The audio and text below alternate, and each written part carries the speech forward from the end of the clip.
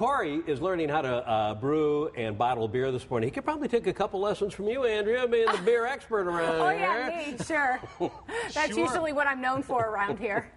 Well, they've got several pictures of Andrea tacked up here at the brewery, so I'm not sure that's what that all means. But, wow, you're right, Rick. We are here in the heart of Chandler. I mean, you can be more in the heart than right here on the square, just south of the San Marcos. But it's the SanTan Brewing Company. Here he is, Anthony Koneckia. Here's a guy who's gone from brewing beer just for his friends, really, in the restaurant here, to a statewide operation. Congratulations. How do you do that? I mean, there must be hundreds of companies who would love to do what you do. How do you crack that code? Actually, we started by buying the building in March of this year, and then we gutted it and started putting in a whole bunch of steel. Yeah, well, that's behind us here. And but how do you get these all of these bar owners interested in what you're doing? Well, we started with self-distribution, and it's literally a matter of taking pride in your product, making a quality product, and getting out there to the bars and restaurants and offering it to different general managers. And they decide to replace other handles that might be national products. So it's a lot of beating the bushes. You really got to get out there and sell yourselves. A lot of legwork. Yeah, well, I think we've seen these big tanks. Of course, that's where the action happens. But you guys are really about getting this canned up and getting it out to the public. And I see you've got your whole crew here. Who's who? Who are we looking at? Who's up here on the ladder, by the way? That's actually my partner, Heather Sterling. She's our she's the CPA and operates the canning line. Wow, she does it all, I see. Yeah, gets her out of the office. Sure. And as we head on down the line here? This is my lead brewer, Gabe Wilson. Hey, Gabe. Then we have Pat Ware, another brewer. Gotcha.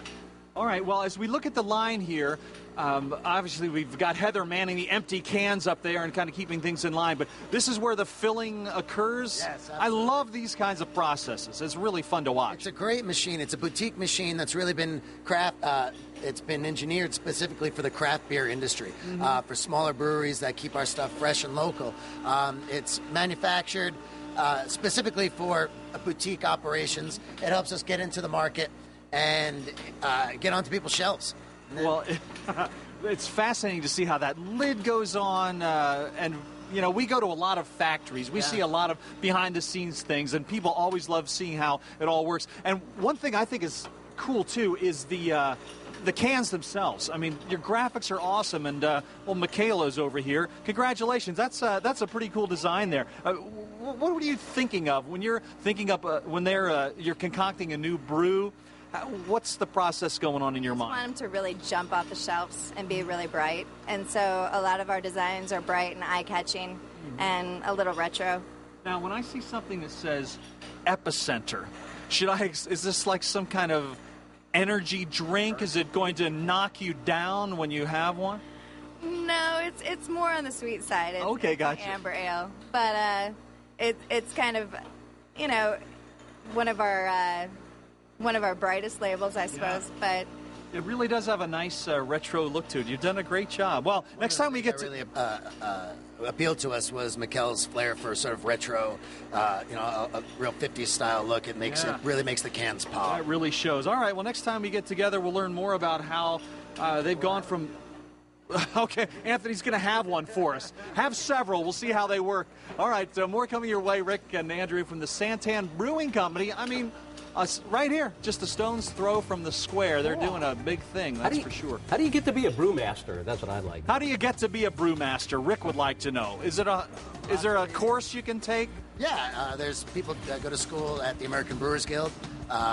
And there's also the Siebel Institute in Chicago that people go to. But the real way to become a brewer is to have passion and to do it. Well, Rick's got the passion. Yeah. And he certainly has the experience. Sure he does. All right, we'll see you in a couple of minutes. Here's Ron. Fox 10 Arizona Morning is back. Welcome back, We've everyone. been talking about beer all morning long. I mean, different brews and everything. What you like, what you don't like. I like the dark, the heavy dark. Yeah. That's like the Guinness. The real extra rich stout ones, type. right? I wonder if they make that over there, Corey. Wow.